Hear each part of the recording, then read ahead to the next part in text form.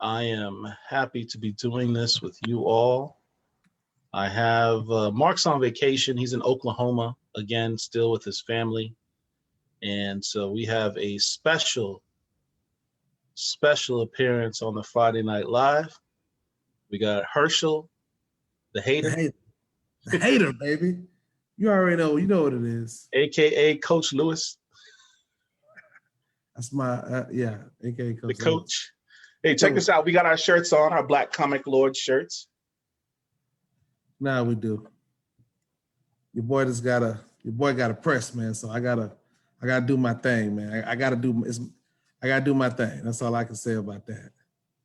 Oh, you have your image higher up on the chest. I should move mine higher up to the chest when I do that. Possibly, man. Possibly. So what, man? We had some books.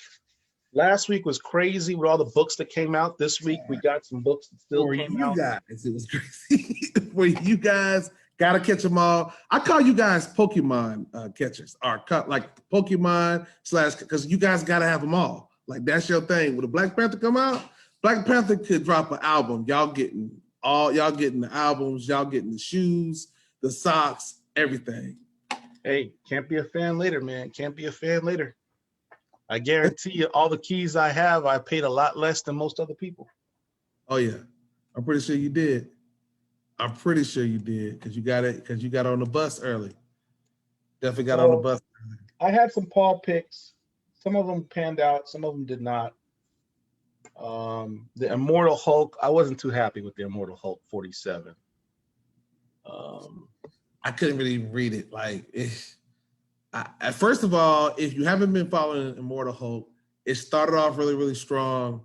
I mean, from the second issue with Fry, I don't even know why that book went from overnight from like $4.99 to $90, and for no freaking reason. Then you had the Green Door. Then you had Hulk looking very monstrous, and then he had new powers, and everybody was going crazy. And so I don't know if Al Ewing wrote out the entire script prior, or he heard the hype, and so he kept trying to juice up every issue, but they just completely overdid it. And I hit the ejecto button like back at issue 20. I stopped grabbing them. Key Collector got off of them. I got off of them, and I just bailed out. I did get issue number 2. I did get issue number 1, and I do have the first appearance of the Immortal Hulk. So I know this is a Black show, but the reason why we're talking about issue 47, correct? Yeah. Is because Black Panther is in this issue. Yep. And Blade. So yeah, keep going, man. Let me go grab this real quick. I might have some books I can show y'all, but keep going. I'm trying to adjust the screen so I can show you guys what we're talking about, but I'm having some technical difficulties. So give me 1 second to get this straight.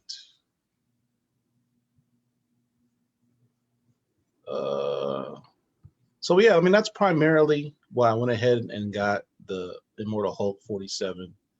Black Panther's in it, Blade's in it. Here it is.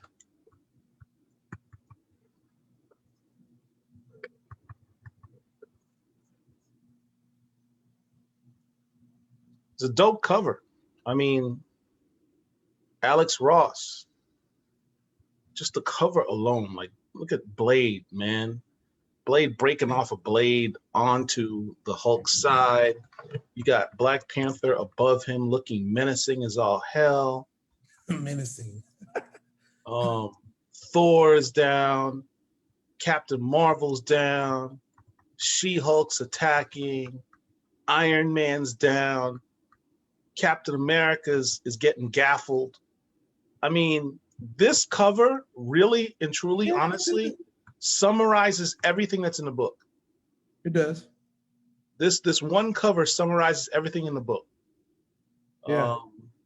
I don't like the variants. And I know that Rhino one might be like, everybody's like, oh, that's a $20 book now. Like, for some reason, I think the cover A, Alex Ross cover, is a hit. They started this issue off strong with throwing Blade in the air. I guess they didn't want to have too many black people, powerful black people on the ground. But Apparently, is Hulk a vampire, or he was just playing around? I think he got bit by a vampire. I don't know, man. I don't read Hulk. I only bought this because of Blade and Black Panther, to be honest with Yeah. you. I mean, he's asking Blade, "Are you turned into a black bat?" He's like, "No," and then he tosses Blade. He tosses Blade. And then Captain America was like, no, Iron Man was like, he'll be all right. And guys, I know somebody is, I know somebody will say, oh, are you guys spoiling the issue? I haven't got a chance to get down. Man, it's Friday, bro. It's Friday. Yeah, you had 2 days. If you ain't got a chance to get down there, you just ain't got a chance to get out there. Just cut the video off, bro. But most people fronting like you're gonna read it now. Come on, man. Exactly. So I don't want to hear nobody. You spoiled it. We starting to get some of them people in the group now. Now, what's the deal with this woman? Her name is McGee. She's been, I guess, her first issue was issue number 1 or 2 of Immortal Hulk, right? Right. She's got green eyes. She's had some type of gamma exposure. Like, what's her deal? She does have a gamma radiated body or something. I'm about to do some homework. But because she's black and she's in Marvel, she's possibly has some legs. If she was black and she was in DC, it would probably be falling off the shelves. Those specs are just dead right now. But that's a whole nother soapbox. Anyways, cool issue. And Black Panther doesn't come to really do a whole lot of talking. He doesn't do a lot of talking. That's one of my problems with this issue. Black Panther, for those of you who don't know, is currently the leader of the Avengers. But who's over here barking out orders? Yeah, Captain America. Captain America. Black Panther is in a corner. You know, he's skulking on the ground like he's always doing. He's historically always... Black Panther, I don't know if you've ever noticed, if you look at old Avengers comics, Black Panther's always kind of off on the side in the shadows. He's always been a supporting character until like recently. But no, he's not Mal Duncan. What Black Panther does is he acts like a real panther. Real panthers stalk their prey. So they lurk in the shadows, they stay low to the ground, they observe their prey, move slowly, and then they pounce.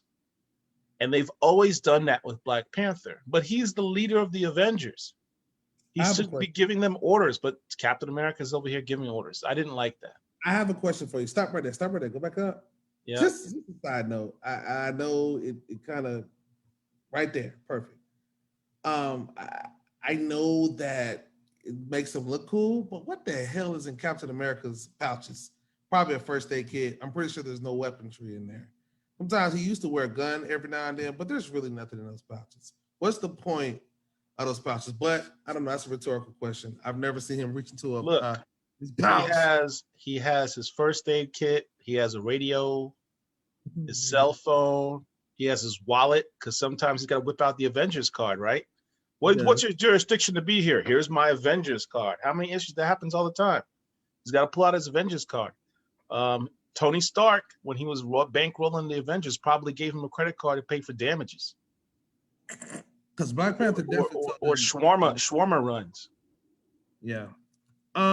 Issue looked great. Captain America Batman. Black Panther did tear through Hulk's arm. Didn't see that. That was the only highlight of this issue for me. Let's go to that right there. Look at that. He jumps down out of nowhere. You thinking like, oh, okay, he might. Remember, I was telling you, what does a panther do? What does historically a panther, a real live animal panther do? They go in the shadows, they get close to the ground, they move slowly, they observe their prey, and look for the opportunity to pounce.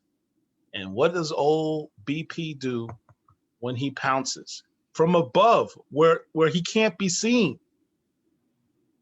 He chops off the friggin' Hulk's arm. You know what else though is interesting too is that he's always kind of done that, and he's always kind of advised from a different vantage point. But I don't want to get too far down into breaking down Black Panther. That's not good. We got a lot of books to get to, but this was. I mean, if you want to buy this book for these couple of scenes, buy it. Yeah, that's the only reason I'm going through this. Is those are the only parts of this book that I found appealing. Because literally right now, while you're scrolling, it gets really boring.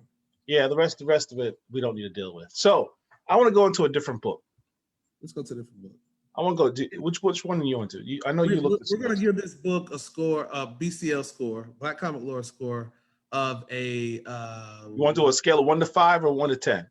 Do 1 to 10. I give it a 6 because Black Panther and Blade, what they were able to do, even though Blade didn't do much, but get tossed in the air, and Captain America was like, he'll be fine. He's a vampire. He would have because it's not going to kill him. Yeah, so I give it a 6. I don't. Okay, 5. 5 is average. 10 is like FF52, like brilliance. 1 is for the scene, I'll give it a 6. I'll stick with the 6, just because I thought it was cool just seeing Hulk's arm get cut off by Black Panther. For it to be a 6, I would have had to read the entire book, and I couldn't even get through it because it was like blah blah blah. Like, who cares? So that's the Black Panther review of. I mean, that's the Black Comic Lord's review of Immortal Hulk 47. So then we can go to Green Lantern, I guess. Green Lantern? Since that's what you want to do, because that just was fun.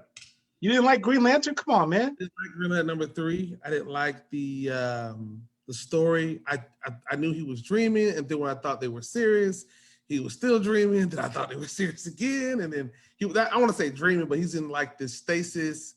Oh my God. And no ring. But the only reason why this book is important is because that cover is fire. That's the only reason it's important? Are you insane?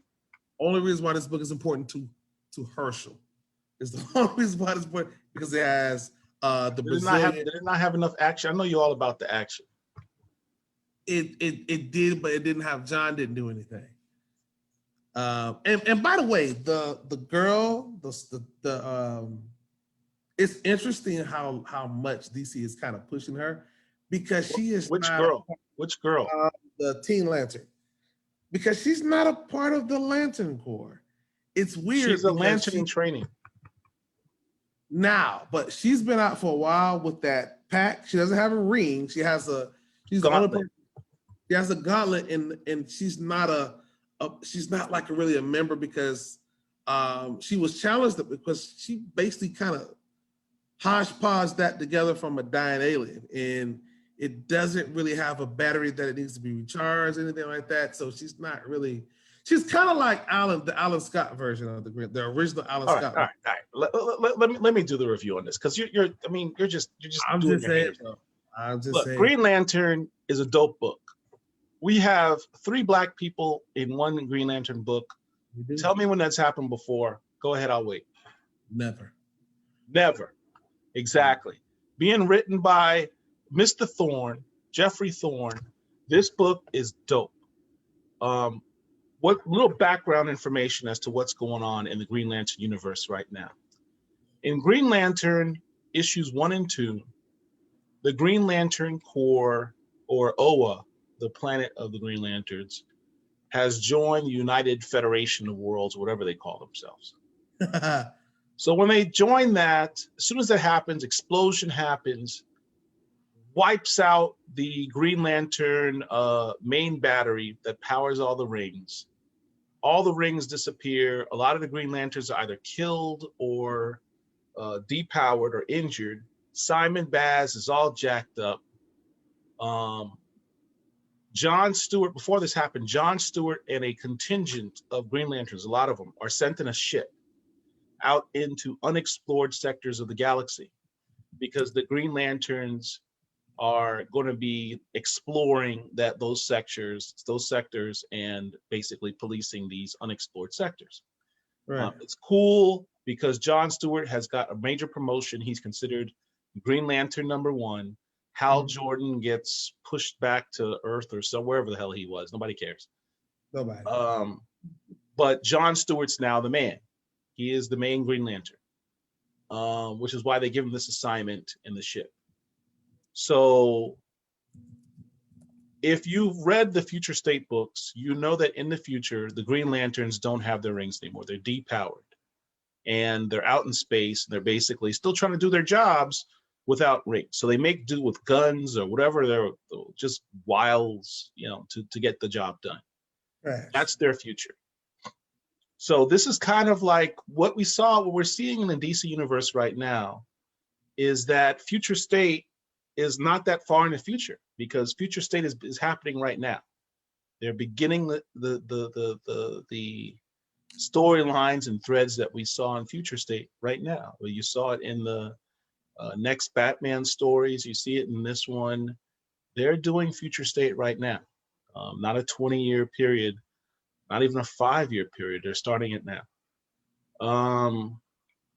What I liked about this book was the world building. The idea that they're starting, we'll skip sort of, this is the part that Herschel doesn't like, we'll skip over that. But you're seeing the Green Lanterns do something that you haven't really seen them do, which is basically be explorers. Now, a lot of this is a little confused. I get what Herschel's saying about the confusing part, because in essence, and this is not going to be a spoiler-free show, in essence, the aliens are messing with him and messing with his mind to try and find out who he is, playing around with his memories of people that have already been dead, like his old girl Cat. And here he is with a beard, which is how you see him in future state. Weird. And you meet this new character, maybe a potential love interest, who knows? She's got some type of psych powers. Those aren't locks, those are some type of tentacles that come out of her head and attach to people's brains and gives her some level of telepathy. They introduce these new characters, and you see that time is going by, but he's still going to do his job as a Green Lantern. You see him using a gun, which is what you saw in future state, is that he continued his jobs as a Green Lantern, but he uses a gun now because he does not have, and he's using these Miracle Man like shoes that he has, that has sort of jetpack shoes, to do his job. But he's taken out. Then the backup story is what I really got into, because it's got our girl, Sergeant Mullen, Joe Mullen. And Joe Mullen, remember the whole point of Far Sector, the story that she was in, is that Joe Mullen hasn't really been associating with other Green Lanterns. She has been in the farthest sector of the galaxy as the Green Lantern of that section. Now, they have her paired up with Teen Lantern. And what's interesting is they're both kind of outsiders to the Green Lantern Corps. They are. Because Joe was not associating with the other Green Lantern. She was in her own sector. She didn't even have the same type of ring as the other Green Lanterns.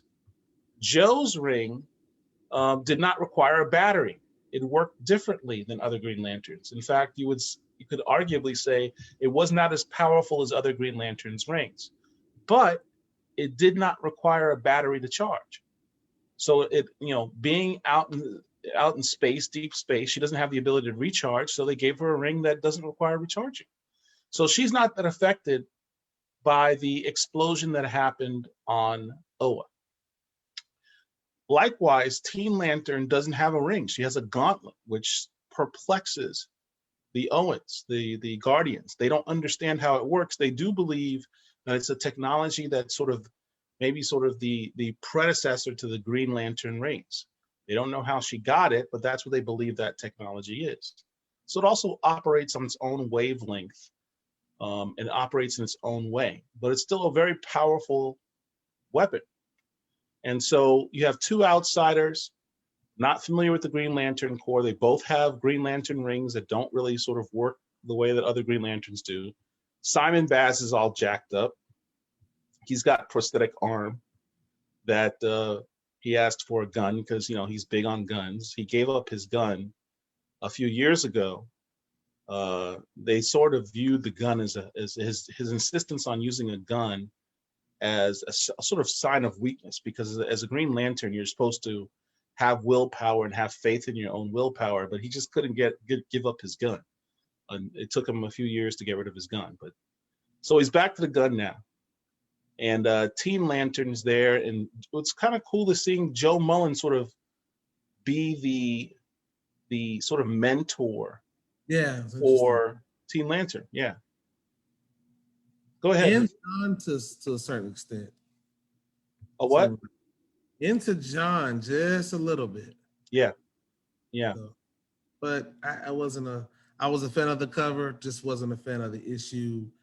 It's a lot of dialogue. It's when the action did not consist of Green Lantern, it was more so Miles Duncan type stuff. So I wasn't so much of a I know fan. you did not just compare these people to Miles Duncan. I'm just saying this did not have. Listen, Miles Duncan, I respect him in his own way because he doesn't have any superpowers, but he didn't initially, and so the expectation was there.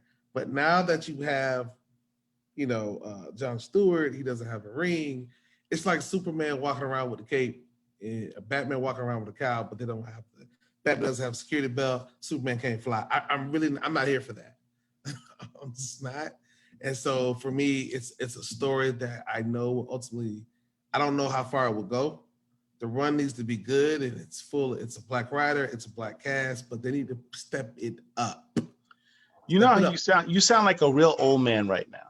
I'm just saying, back in my day, Green Lantern had a ring, and that's how we liked it. We don't like change. Change is bad. We just want Green Lantern with a ring. So let me explain. Let's flip on over to Double Action. This is my style. That was an old school double action basic story. I mean, granted, they kind of hodgepodge, Amazing Spider-Man, the Death of Gwen Stacy in there, but the story was basic. They got to the action. There was the progressiveness. There was the flow.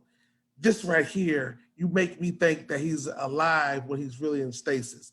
You try to enter the Green Lantern verse, mind-bending, altering. What's the movie that the guy with Leonardo DiCaprio was in, and the world was shifting around him?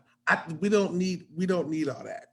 And that was my problem with the Green Lantern. But this one right here was cut and dry. You got Falcon, you got Nighthawk.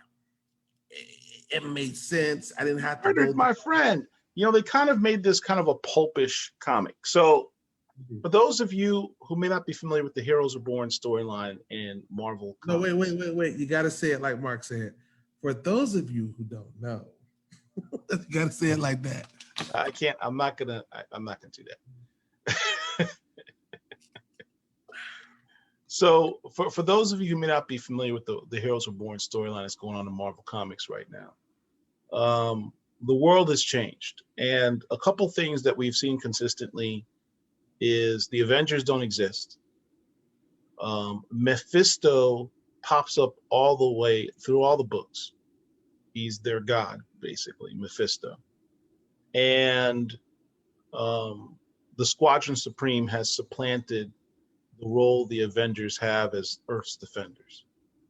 The sort of, besides Hyperion, Nighthawk is one of the main leaders of the Squadron Supreme. One would argue that maybe he is the leader. At the very least, he seems to be the main protagonist throughout this whole storyline from the Squadron Supreme. In this double action book, which was really good, it's done in a very pulpish manner, meaning that you're supposed to basically view this as an old Marvel comic. That's why you see on this cover, it looks like an old Marvel comic, because that's a style in which they're going for. Even the artwork reminds you of something from the Bronze Age, sort of 70s, 80s, no, more like 70s, 60s style of art. So we have Kyle Richmond, the Nighthawk, who is a congressman by day and a superhero by night. Now, what's interesting, I don't know if you've ever seen this before, Herschel. I never knew Nighthawk had powers. I just thought he was a Batman type dude. No, well, originally the white guy, so the Squadron Supreme are like the King, the Conquerors of the Marvel Universe as well, because their backstories have been changed and rearranged over time. They first started off as villains. Then when that didn't work out for Marvel, they retconned stuff, and then they were heroes. And then they did an origin on how Nighthawk got his powers. and he gets his powers come to full, fruition at nighttime. That's when the stuff comes out, and he's not as strong as he is in here because he was able to crack the Green Goblin's skull. That would have never happened to the 616 Nighthawk. He never would have been able to do that. But this guy is pretty. Now, keep in mind, a couple of people. For those of you that don't know, You need to stop clowning Mark. That's a dig at Mark. That's my friend. It's all good. But for those of you who don't know, this Nighthawk is a construct. We're hoping that he sticks around. I'm hoping that he sticks around. I'm not so fond of that costume as much, but I will do costume. They need to bring back my boy in the black suit. Well, that Kyle Richmond is a Black Lives Matters. I will shoot, basically the Black Punisher. Basically is what he is. And this guy is not like him, but he's been pushed hard through this series, more so than I even think anybody else. Like I see him on almost every cover, like him and Hyperion are going next to me. On that point, he is the more acceptable version of Nighthawk. He is. Because look, we have him with the more acceptable version of Falcon, the more sidekicky Falcon in him. And you have this defining moment. Let me fast forward here. So what's interesting,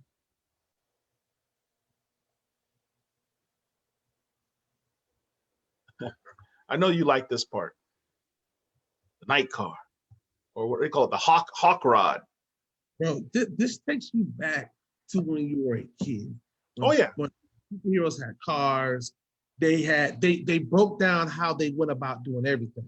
Not like how they do the John Stewart from Luke Cage looking like Shaft. Looking like Shaft. Oh, that's a Spidey buggy. Basically, what that is a callback to. I mean, was I a fan of this book story-wise? No, I wasn't over the top, but I respected it because they brought in the great parts of Spider-Man and what happened with Gwen Stacy.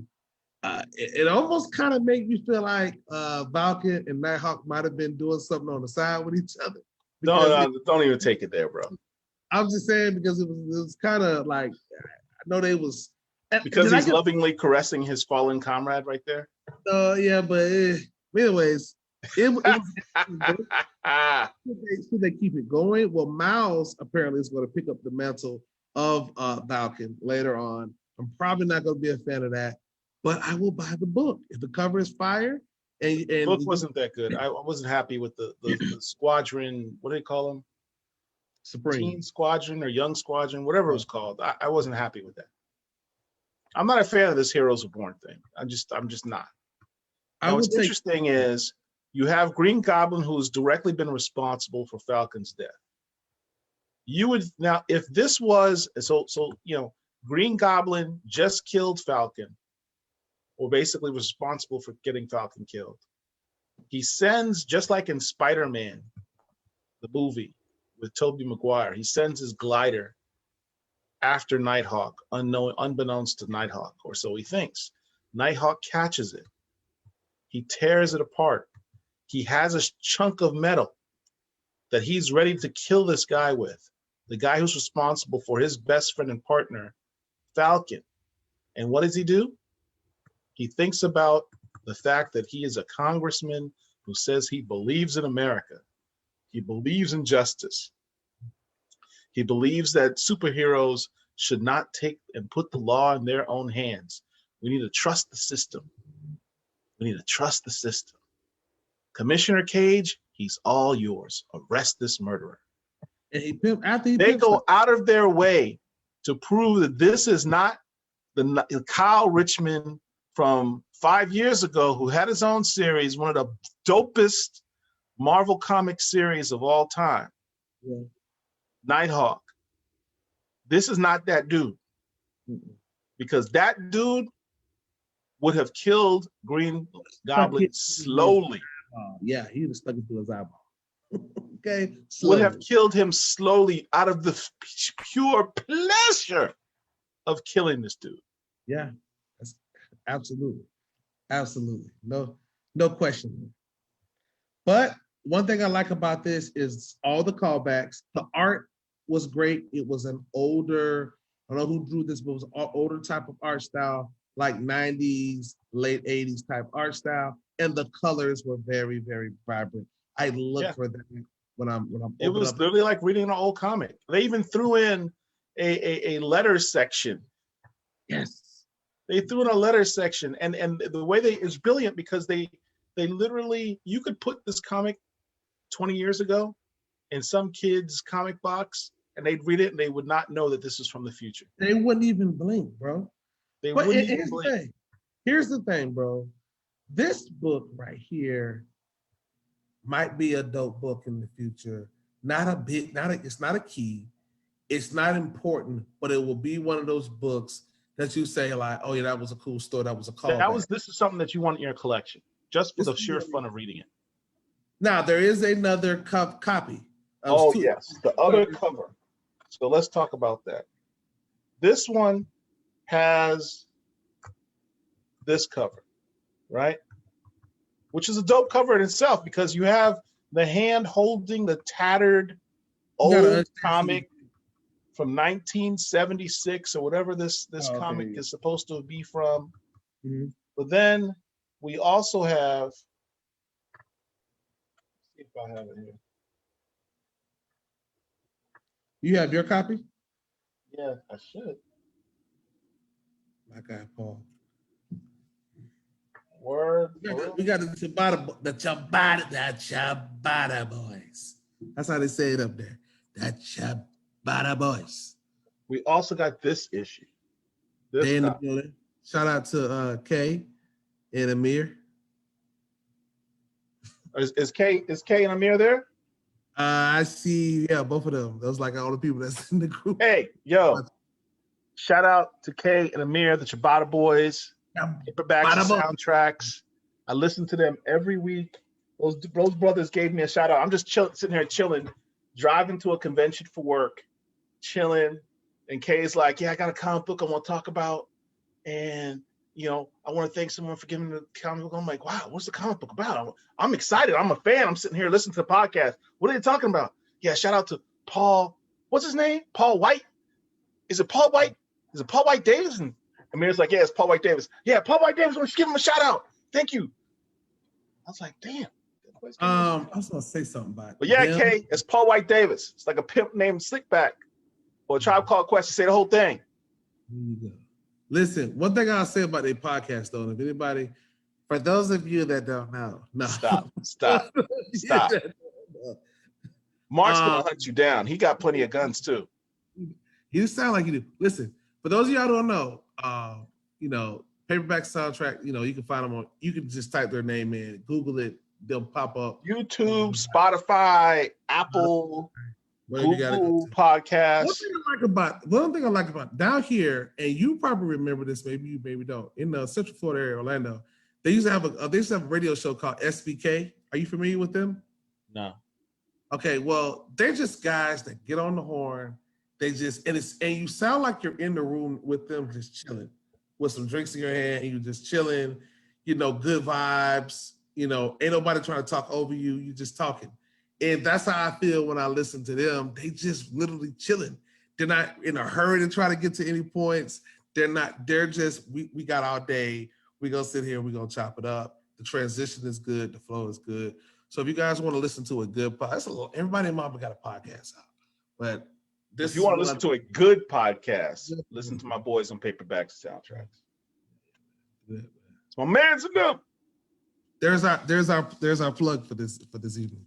Let's see what else. So Double Action, definitely go and pick that up. I haven't bought any comics, but tomorrow I'm gonna do another plug. Not a shameless plug. I'm not ashamed. Another plug. Got my Bitterroot. Oh, you got your Bitterroot. Windows. Now the Juneteenth Bitterroot when you gotta get 5 copies. You gotta get 5 copies. Oh, I was bringing this up before. So yeah, this cover, I had to get this cover, dude. This cover's fire. Look at that. I mean, it's made to look like a comic from 1970s. Right down to the, I don't know if you can see this on the screen, but right down to the pixelated colors. Pixelated covers. I'm gonna tell you something, man. That cover alone is gonna be like, man, I saw that. I don't know why you pick it up. I thought it was weird. So nah. Oh man, They get you about 2 or 3. I'm gonna get like 2. I'm gonna get like 2 of those and 1 cover A. Probably. I need to have both covers because that's crazy. I'm gonna get that one. I'm gonna get the Green Lantern. I'm gonna get 2 Green Lantern number 3s, and I'll probably get a couple of those. And that's it, man. I know you guys. I got every black one, man. Yo, y'all don't know. Paul probably get mad if I say this, but I gotta tell you. I will get. If you got to start the statement off with Paul will probably get mad if I say this, that already lets you know you probably shouldn't say it. But I'm gonna say it anyways. But of course he goes. But I'm gonna say it anyways. Yo, I thought I had passion. I was diehard about this. Paul, okay, y'all remember Paul was going crazy over Black Panther 25, right? Or 24. Yeah, 24. When they were like saying Yimba or Charge, and all the black superheroes was behind him was a bunch of smoke. Paul, you already know where I'm going with this. I don't know where you're going with this, actually. Huh? Paul? I don't know where you're going with this. The store, and I'm like, damn, they don't have this issue. It just dropped today. So I'm like, oh well, it's a super black book, super black cover. Maybe it's under the radar with all these other white covers and this regular. Oh, now I know where you're going with this. So I tell Paul this. Paul's like, oh no, I know they got a copy for me, or I'm gonna go. I said, Paul, they don't have it. I asked them, they said it in order. Paul just ignored me. He said, well, I'm still going down there. So Paul goes down there, and an hour later he calls me. Yeah, man, I had to leave, man, about it. I got a little upset with them, man. I was like, this is the blackest comic book that has came out in years, and you guys don't have it. I've been shopping here. I've been spending good money here. You guys don't have this. I'm paraphrasing from my memory. You are paraphrasing. Basically, this is when 24 came out, right? And which one is that? I got way too many comics to me to go find that issue. It's the main cover A with Black Panther in the center, and you got like 8 other black superheroes behind him on both sides. And that's the one that had the big battles in it, right? So they didn't have any copies. Either they sold out quickly or they just flat out just didn't order it. And I said, how dare you? This is an A-list superhero, and you didn't order enough copies of one of his final issues for this run? It's absurd. How dare you? I literally said, how dare you? And I was heated. I'm like, it just came out. Your store just opened a few hours ago and you're already sold out? You ordered like 2 copies. How long have people been waiting for this last few issues? You didn't order enough? And then I pulled it up on my phone and I showed it to him. I said, look, here's the significance of the book. You see that cover? And I was talking to one of the owners. Do you see the cover? Yeah, I see the cover. How many black superheroes you see on that cover? I see like 8, 9 heroes. Name me another Marvel comic where that's ever happened before. He's like silent. He was like trying to think about it. Yeah, I don't think I've ever seen one like before. Yes, yeah. And I said, when you look inside, you see all these black heroes? When have you ever seen a Marvel comic with this many black heroes? Yeah. I've never seen it. As I was saying this, some white customer was looking at me, and he came over. He's like, what comic is that are you talking about? I was like, Black Panther 24. Oh, yeah, I've never seen that before. Yeah, they don't have any more. They wasn't even thinking about that book. That's the real answer. But the white spec dude is like, yeah, what comic is that? And he got excited about it. Oh, they don't have it? You left. I thought it was going to be in a black line. I thought he was going to bring all his black. So I started walking out. Don't worry, Paul. We're going to order some, man. I promise you, bro. We're gonna order some. Second print.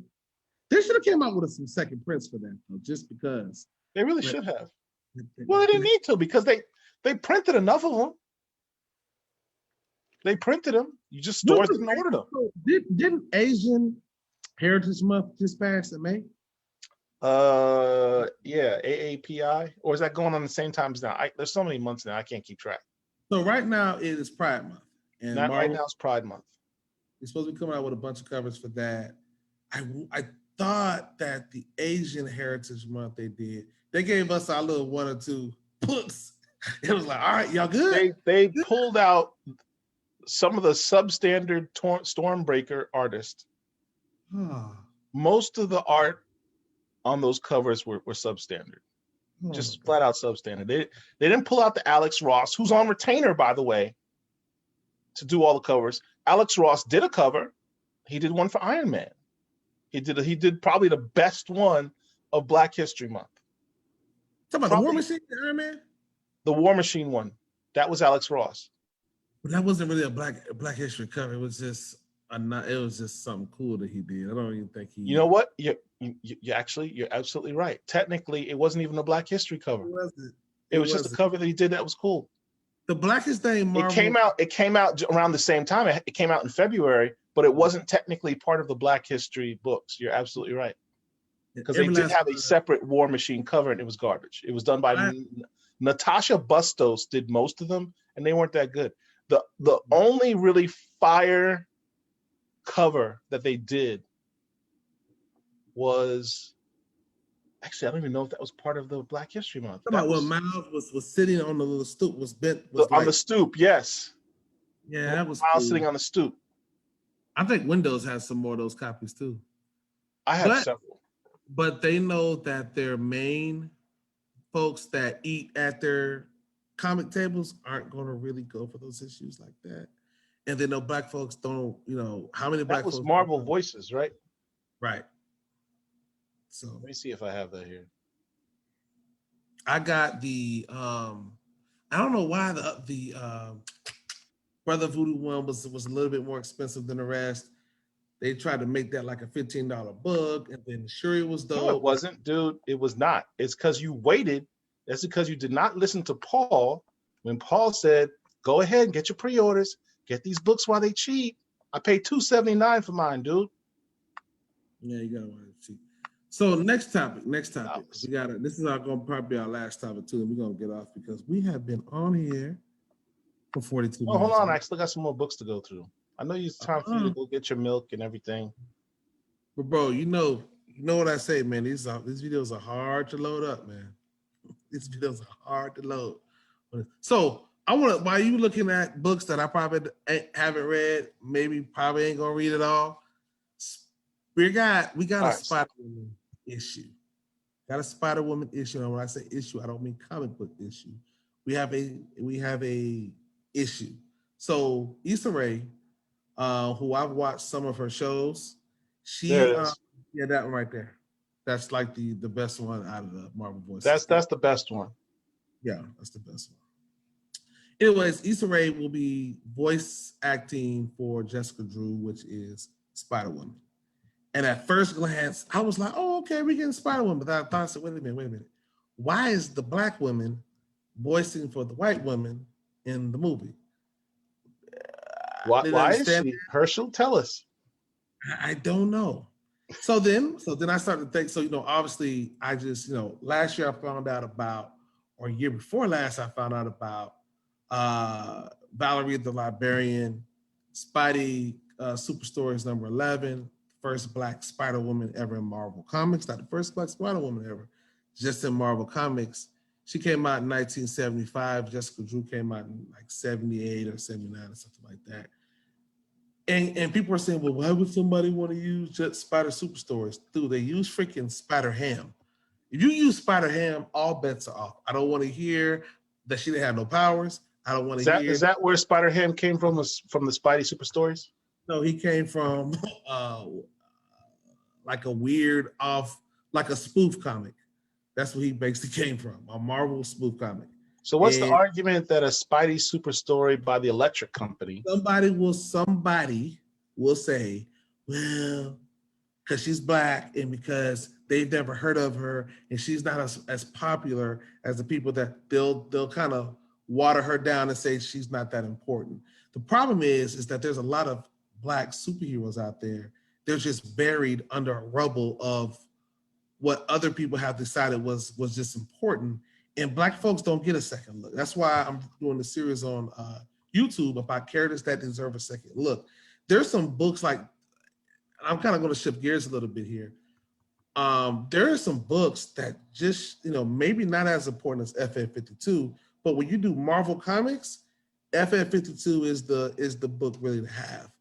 But when you do DC, people will go and say Cyborg and John Stewart, and they came much later than Viking the Black Racer, and Miles Duncan. So your first three comics when it comes to Marvel are more significant. They have a little bit more of a blue chip. They're getting up to they are blue chip status. But when it comes to DC, it's like you don't really have that. Even when it comes to women. So, for example, people look at some people that really know their stuff will say Luthor is the first superhero. Some people argue, oh, he's a sidekick. He was a slave. And they want to give you all that mumble jumble. But let's push that to the side. Let's say Black Panther is the first superhero of all time, okay, in mainstream comics. Well, Bumblebee is the first female superhero. I'm sorry, for DC Comics. Miles Duncan, even if you want to say Green Lantern, John Stewart is first. They should be held with those same, not as high as Black Panther, because obviously his story grants him a little bit more prestige. But when it comes to women, they should be held just as high as T'Challa or anybody else, because they should be his equal. So when it comes to Butterfly, who was the first Black super heroine ever in comics, when it comes to Bumblebee, when it comes to Nubia, those should be blue chip books. You go buy a Bumblebee, the Hell Rider one or the DC one? Both. You can go buy a Hell Rider right now for like less than 100. You can buy that for around $100. You can buy a Bumblebee for less than 50. But when it comes to Black Panther, Falcon, Storm, Misty Knight, Misty Knight not so much, but Storm, obviously Storm is bundled in there with some other first appearances. Storm's in giant size X-Men #1. That book's gonna demand a premium, but Butterfly should be demanding a hell of a premium, but nobody knows what that book is. Now, a lot of people don't know what that book is, and even if they did, I think there's a little sexism when it comes into value. Kind of like what you see when you have super villains don't really draw a premium like superheroes do. And if you're not Thanos, if you're not Darkseid, even Darkseid book like Forever People #1, it's not doing Thanos numbers for whatever reason. But to be like the Siberius, the first Black supervillain in Marvel Comics, Black Manta, those books should be like out there. They should be out there. But it's a popularity contest. Miles, great. I got 2 copies of Ultimate Fallout 4, but there's no reason why that book should probably be as much as it is. This is Teen Titans #45. And that book you can get less than $50, and that's the first superhero for DC Comics, because first Black female superhero, Bumblebee, was introduced in this issue. You can get this issue for less than $50 all day on eBay. Yep, all day, and you shouldn't be able to do that. This one should be held closely to that same standard as a first appearance of a Black male in comics, and it's not. And I think that's a crime. I really, and people will laugh, it's Bumblebee, she's not popular, who cares, she's a Teen Titan, and we'll throw all those constructs on top of her, but we won't do the same thing for the guys. If, let's say we throw this book to the wayside, okay, she's not popular. Nubia is actually grabbing a higher premium than this book because she predates Bumblebee. Some will argue that she's a hero, some will argue that she's not. Whoa, you're saying Nubia predated this comic? Nubia definitely 100% predates that book, but she's not really considered a hero because prior to Bumblebee, she's only had 2 appearances. The first one, she just fought Wonder Woman. The second one, well, she had technically like 4 appearances. She had 2. It's 204, 205, 206. So Nubia's first appearance in Wonder Woman 204 predates this Teen Titans 45. It does. Then why would you argue that Bumblebee is the first Black female superhero, not Nubia? You have to look at what was going on. Just because you got powers don't make you a superhero. Listen, man, listen. Anybody can walk around and say, I got superpowers and be neutral. Nubia was a little bit more, her biggest, like, what did she do that was hero-ish? She did nothing. She literally fought Diana, and then that was it. She wasn't a crime fighter. She wasn't a super. She wasn't even written into stories. I mean, she didn't do it. So when Bumblebee came on the scene, she was on the team. She checked off all the boxes that she needed to. This isn't even a thing about whether having powers or not, because obviously Nubia had powers, but Bumblebee had powers. The problem is she was just an empowered person. I'll give you a prime example. Black Racer really isn't considered a superhero, supervillain, anything, because he's the deity of death. He's an avatar for death. He just goes and gets people who are supposed to die. But he predates John Stewart. He predates a lot of Black Lightning. But he's not really considered a superhero until he starts superheroing. That's the catch. Like, just because you know, if you're walking down the street and I'm walking down the street, you see me in a police officer's uniform, you say, sir, I need some help. Somebody tried to rob me. And I say, well, I'm not a police officer. You'll say, well, you're wearing a police officer's uniform. It's a difference, though. You have to be doing something. And she literally just fought Diana, and that was it.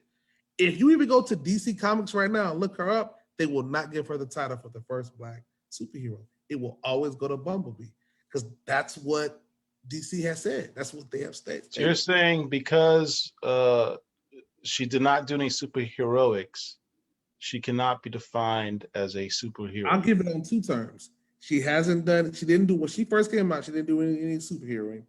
And DC hasn't never claimed for her to be the first superhero. They said it was Bumblebee. You go to Bumblebee's thing, anywhere in it, it says she's the first superhero. Now, are they right or wrong? I don't know. I trust the creators. If you created it, then I'm gonna go with you. What about Amazing Spider-Man 78? That's the first appearance of the Prowler. Is he a superhero? The boy knows his stuff. You thought you was gonna catch that. Here's the deal. Prowler started off as a bad guy. Didn't make Spider-Man Spider-Sense thing because Spider-Man felt bad for him. He started off as a bad guy. He reformed, but he also falls into one of the first, probably was the first ever Black anti-hero, because 78, he didn't do. He was a criminal. I never understand this anti-hero thing. You're either a hero or you're a criminal. The dude was a criminal. No, he's a He wasn't a criminal? So is Namor a criminal? Yes. I don't know, bro. Namor is a criminal. He started off with Captain America, the Human Torch, and Bucky. He was a criminal the whole time? He was just a jerk. No, bro. Back when he was running with the invaders, that was war. You can be on the wrong side of history, brother. You can still do criminal things and be on the right side of the war. So where war criminals are born. No, you're still a criminal. I know where you're going, and you're a lawyer, and this is what you do. You either gonna be right or you're gonna be wrong. Ain't no in between. No, actually, it's the opposite. My livelihood is based on the gray. Well, there's not enough evidence. So one thing I will say about Namor, he teamed up with Dr. Doom several times, was used, did evil deeds. He's also been a superhero. Like, he's been a full-fledged hero. He's got a shady ass past. I will give him that.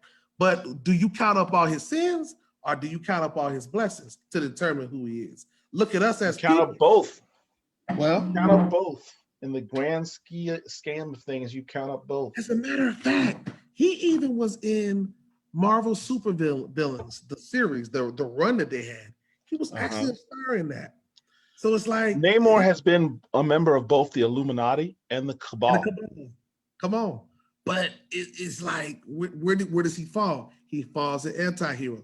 The only thing I can say about the original anti-hero, he's not a hero, he's not a villain, he's just it's anti-hero is like a hero. An anti-hero would be like the Punisher. He's an anti-hero, huh?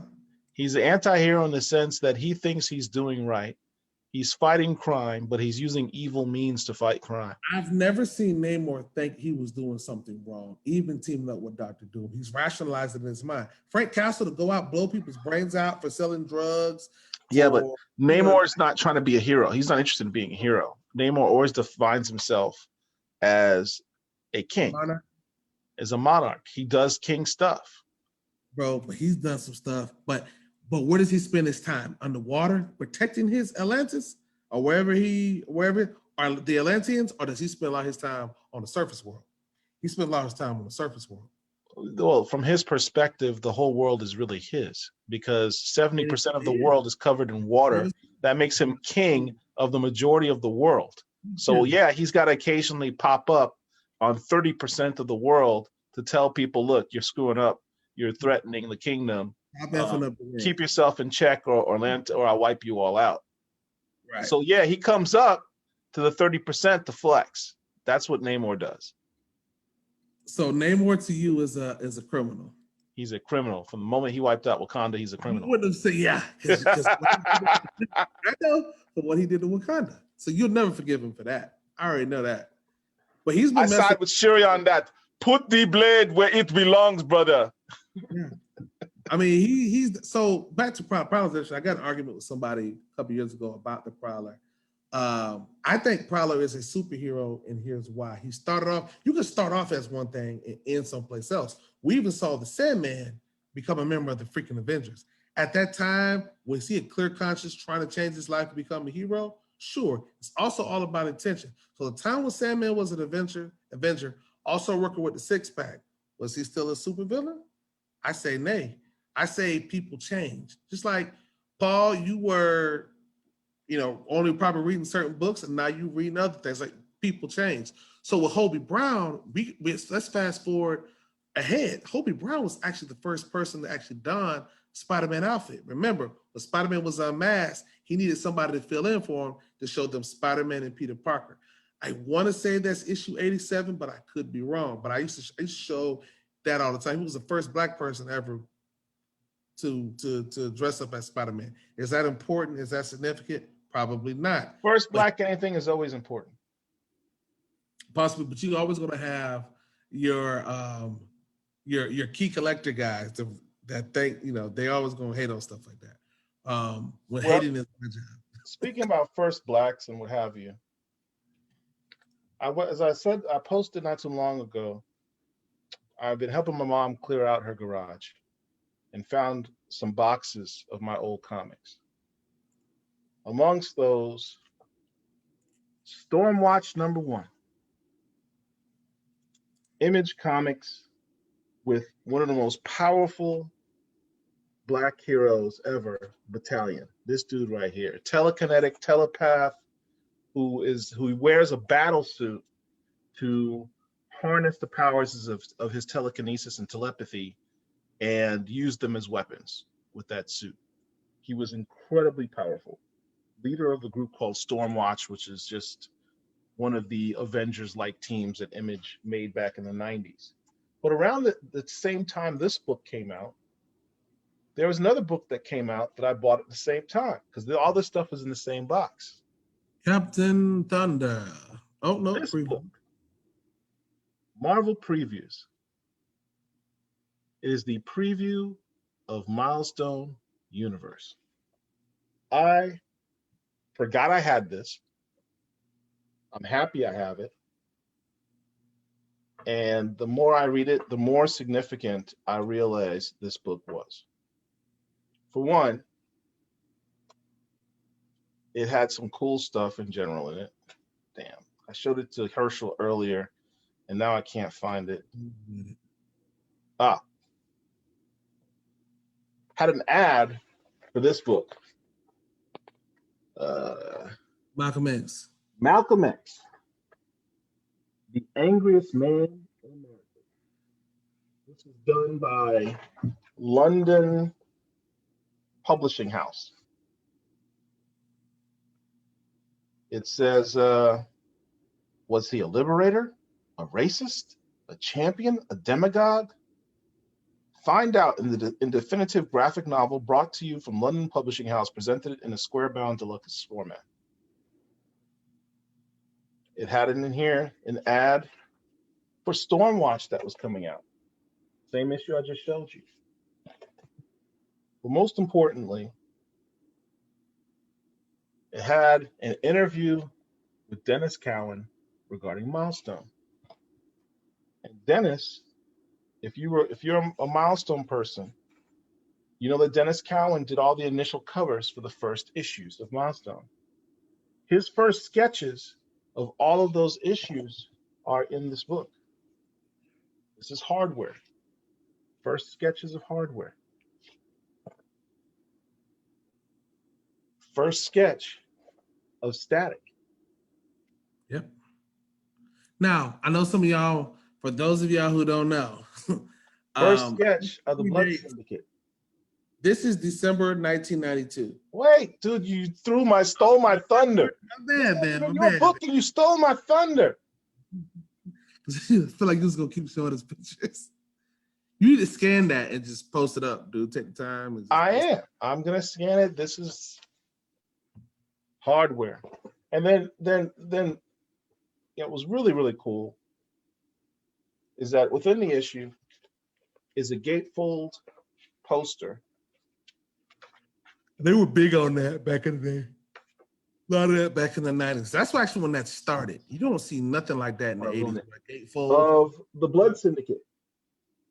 Yep. So I was real excited to find this. The hard thing now is trying to find, if anybody has any suggestions on a bag and board that could fit this thing to preserve it, because the pages you can see it's already starting to turn brown. But you might be you might need it's been well read, that's for certain. Yeah. Stuff like that, man. It's I'm not an expert at it. As Herschel was saying, this came out in December of 1992. Milestone didn't come out till July of 1993. And so these are the first images of Milestone. And there's a preview that came out in 93. A lot of people think that's the first appearance. But we know that previews, what previews are considered back then. Previews 2 years ago was like, okay, you got a preview. Who cares? But now if you got a preview, you can be like Ultimate Fallout 4. Yeah, like I even found out in Ultimate Fallout 3, which over the Acme Comics, I hid some books. They actually have a preview of Ultimate Fallout 4. Well, the problem is it just shows Miles' chest. But I was the first one to point that out. On these pages. I was the first one to point out as a question. I was cataloging my old Ultimate books. I looked at Ultimate 3. And I was like, you know what? I wonder if they did a preview, and I looked in the back of it, and there it was, the cover for Ultimate Fallout 4 with Miles. And I posted up, I said, hey, if his preview is fetching, $500 right now, what would this preview in the book that came out before that fetch? It's going to eventually fetch something. Oh, you're just going to check on eBay. Just eBay Ultimate Fallout 3. Those prices aren't cheap. Yeah. That's not a $5-10 book. Yeah. Well, listen, that's all the time we have for the night. I know Paul wants to show y'all. One last thing. One last book. Well, I had two, actually. I wanted to review Basilisk. Very good book.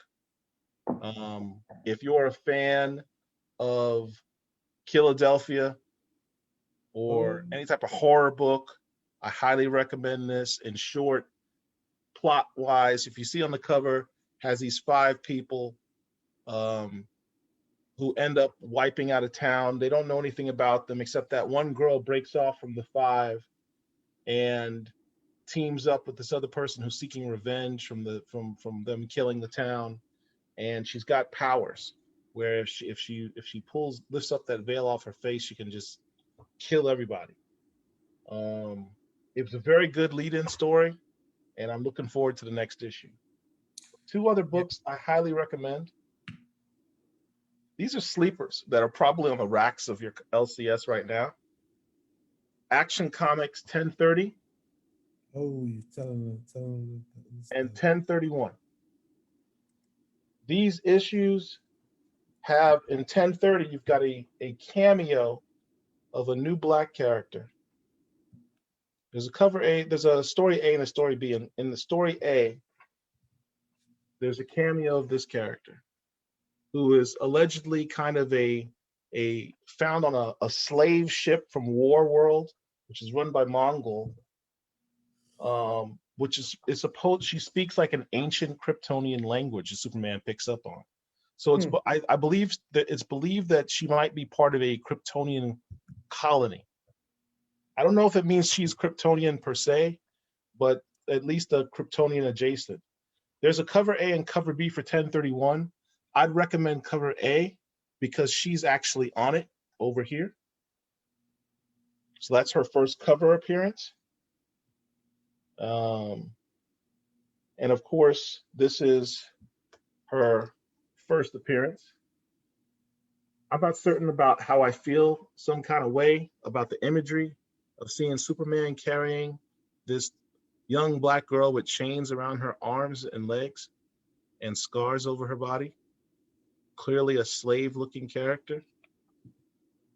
But what's interesting is that she's got his sigil, the family crest, branded onto her hands by Mongol.